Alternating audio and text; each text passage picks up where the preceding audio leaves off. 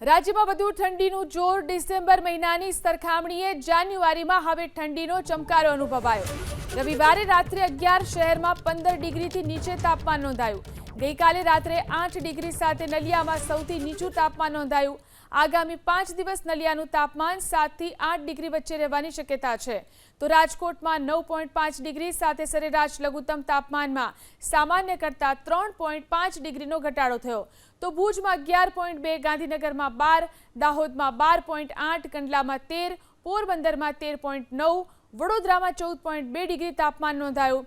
બીજી તરફ અમદાવાદમાં 14 ડિગ્રી સાથે સરેરાશ લઘુત્તમ તાપમાન સામાન્ય કરતાં 1.7 ડિગ્રી વધારે નોંધાયું। હવામાન વિભાગ મુજબ 10મી જાન્યુઆરી બાદ લઘુત્તમ તાપમાન 14 ડિગ્રીથી નીચે જતા ઠંડીના પ્રમાણમાં વધારો થઈ શકે છે।